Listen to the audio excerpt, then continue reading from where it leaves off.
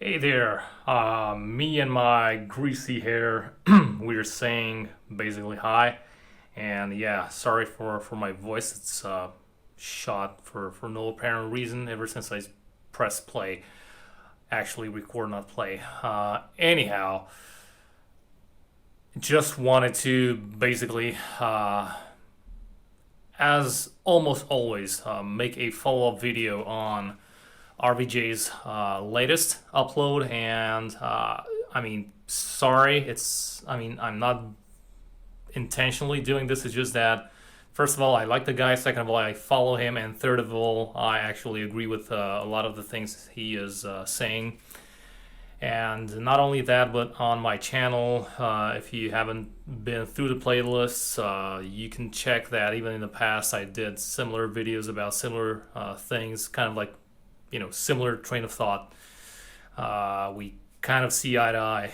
Probably it's what you would call it. But anyhow, last night I've seen this video of his where he basically was discussing about what he has learned, like in the past 18 years or so of competing and training and so on, and down to the core of the message was this thing about specific arm wrestling achievements, with the pluses and the minuses versus just being overall healthy and functional, more importantly. And yeah, without the super specific and limiting wear and tear. And I wanted to basically retouch on this because, like I said, I did touch on these subjects in some of my previous videos. But first of all, I want to address the idea of people. Oftentimes, I hear them say things like just like in bodybuilding. That's another big reference when it comes to such sacrifices. People, when we talk about the same old topic, same old story with steroids, people basically say, I don't care what happens, whatever. They'd rather risk it all and not even catch their 30s or 40s if they step on stage and they win Mr. O, right? Olympia.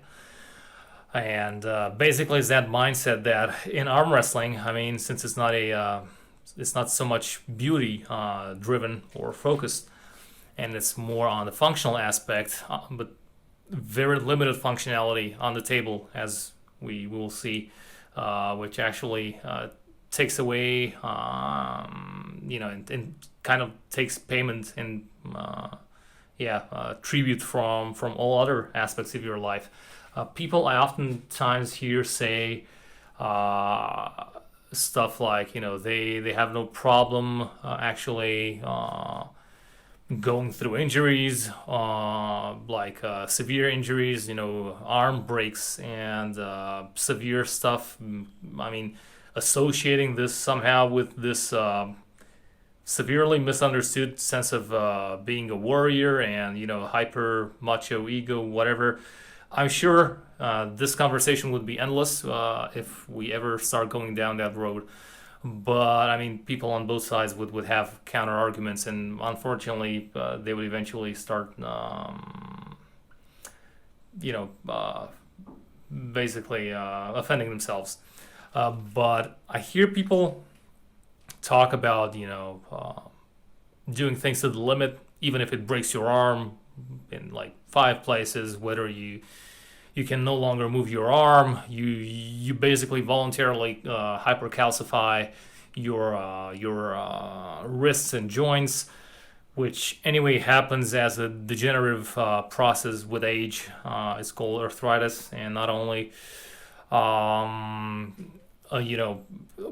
people talk about having, for example, bicep tears or all sorts of snapping occurring, and then going to the doctor and asking for reattachment of their tendons, their heads, the muscle heads, not heads, but yeah, probably that would be very similar in some people's opinions.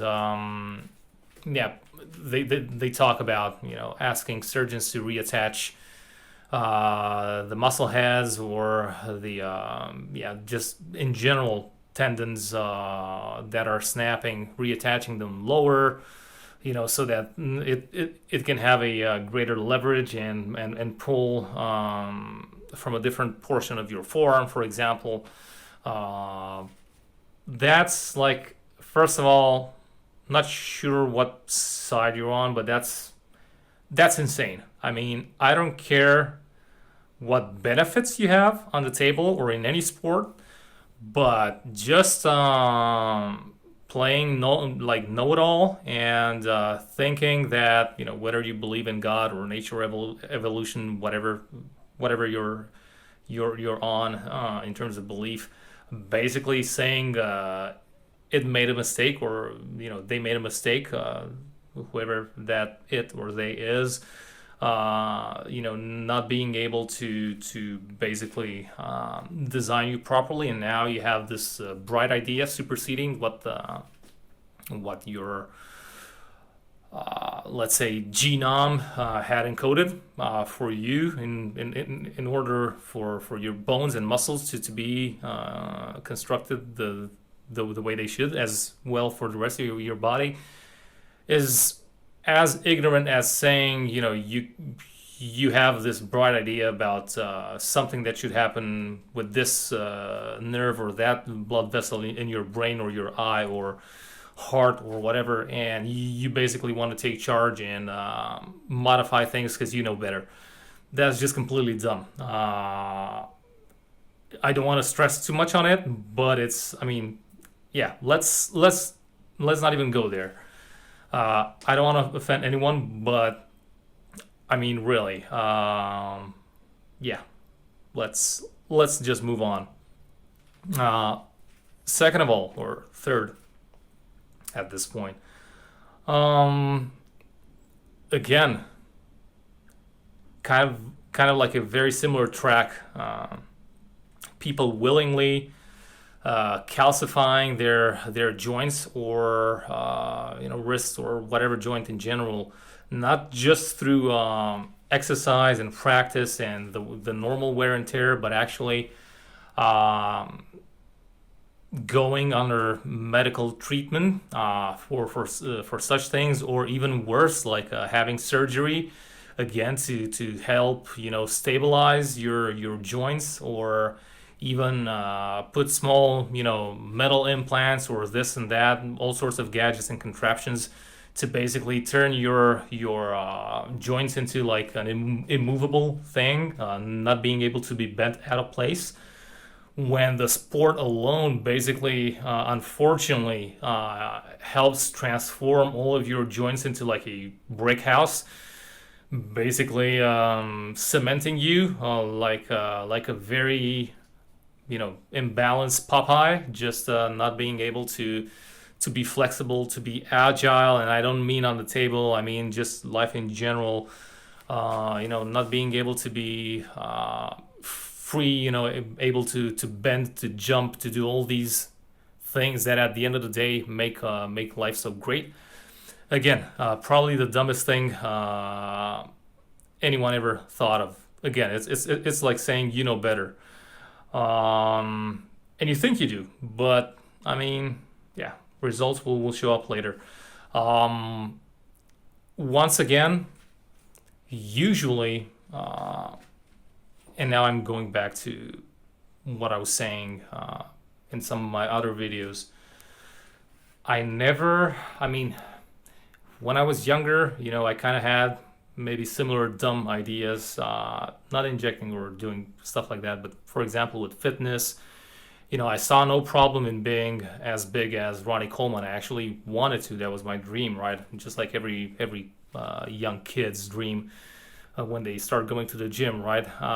Maybe not every kid's, because some people say from the get-go, but I was one of the impressionable ones, right? So that's what I wanted to do. When I was 15, 16, that would have looked like best bang for the buck. Same with arm wrestling. When I started, like if you would have told me, hey, you have a choice. Like you want to keep being, freely able to move and be nimble and elastic and whatever, but never really accomplishing anything? Or would you want to cyberpunk your arm into this immovable thing? Probably it would have sounded, I don't know, reasonably attractive at that point. But once you start growing up, I mean, you start seeing a lot more aspects to life. That's why when you're young, you have that YOLO mentality, right? You only live once, and you're a complete nutcase. But as you evolve, basically you get smarter and you gain wisdom, and you don't see things the same way as you did 15, 20, 30 years ago. So back to back, what I wanted to say, really, like, looking back and also right now, I mean, as we grow older, for example, in my case, even a few videos ago, I said basically I'm trying to cut some weight, although I'm skinny by default, but I'm cutting some weight just because I don't like the heaviness, the burden that I feel when I'm jumping, when I'm trying to do pull-ups, or when I'm just trying to act normally through life. I feel something that's unusual for me there. I'm using, I'm used to basically just doing a small hop on the tip of my toes, and basically hop an entire flight of stairs, and now, I mean, it was no longer the case. So the gains in strength are really not that useful, in my opinion. Also, going back to arm wrestling, I mean, is it worth it to be this shit brick house on the table and not be able to have your arm jammed out of position, and basically continue winning some plastic cups and some cardboard diplomas, and maybe some money here and there, and basically just having your hyperinflated ego polished and refined even more to the point of being a complete douchebag to your own body? Is this really worth it, when basically you can kind of think about the amount in percentage, if you will, the amount of time you will spend off table just living life normally, whether it's by yourself or with your loved ones or whatever. There are so many other things that life has to offer, or there are so many other things that life requests of you to be able to do, and you're missing out if you're just becoming this completely crystallized, solidified piece of chalk.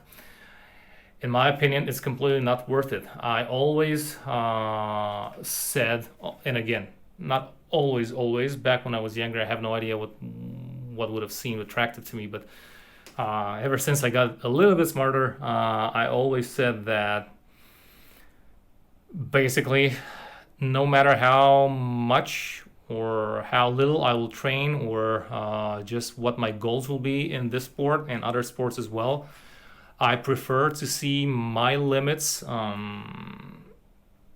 basically, reaching my limits and not being able to exceed them, just because I chose to be an overall well-rounded individual with no weird imbalances in my body, which I have anyway, but still I'm trying to keep those to a minimum.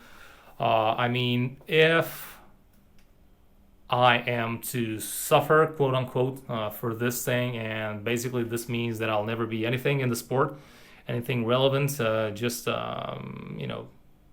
rather unknown and average level of performance, while being able to freely enjoy my life into my 40s, 50s, 60s, 70s, 80s, whatever, how many years I have left, we never know. But if that's the trade-off, I'll gladly take it. Just as I know some of you out there will basically say the opposite. And hey, it's up for all of us to make our own decisions. But I mean, Rob said this, I said this in the past, and basically it kind of brought me back to what Mike Tyson said. I do not remember his quote word for word, but I remember him talking about something quite differently about how you carry yourself as an athlete and all the things he had to go through and all his personal challenges. But I remember him saying something like, you're that high level champion boxer in the ring for only so much, whereas you're basically going to have to face the fact that you are a human being every minute of every waking hour of every year that you have on this earth. In other words, basically saying that it's not worth it if you lose what matters most just because you're shooting for that fame and glory and personal satisfaction. If at the end of the day, in his case, he was talking about just you yourself losing yourself as a person, losing your values, your morals, your personal virtues, and submitting to basically your passions. In our case, it's kind of like the other trade-off, right? It's the more physical aspect, but also that kind of transcends into not just physical, let's say, achievements versus downfalls. It's also about how you feel at the end of the day, not what you think you feel or how you think you feel, because when you have the liberty of choosing, this trade-off in one direction or another, it's a thing of your own free will. So it's basically your own choice, but the feelings and the overall realization that you have much later when you're looking back, that's no longer under your control. That's not your personal choice. Now you're put in front of something that you just have to face and endure and suffer the consequences of, right? So anyway, long blah blah.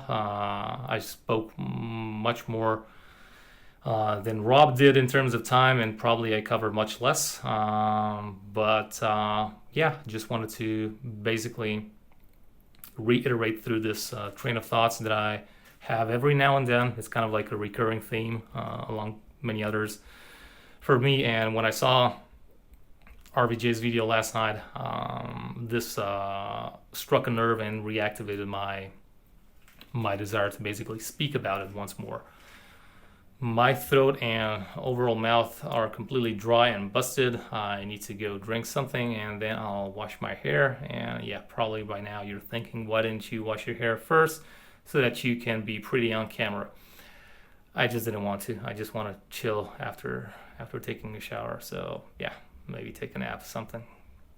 Anyhow, this is how my hair looks not even 12 hours after the last shower. That's what happens with greasiness, and that's what happens when you shoot up steroids, right? Kidding. But don't do drugs, kids, and stay in school, I guess. That's what they say, right? So anyhow, let me know what you think about this in the comment section below. Thumbs up on the video or double thumbs down if you hated it. Don't hate me for that. It's just the way I see things. Probably you have your own lens through which you're seeing the world in general, not just the arm wrestling world. So let me know what you think about this. On which side of the barricade are you? And let's have a friendly debate in the comment section down below. So till next time, me and my antennas are out. If an ant has antennas, is it antennas or is it the antennas of an ant? Wow, my brain just went into a whole nother place. See ya.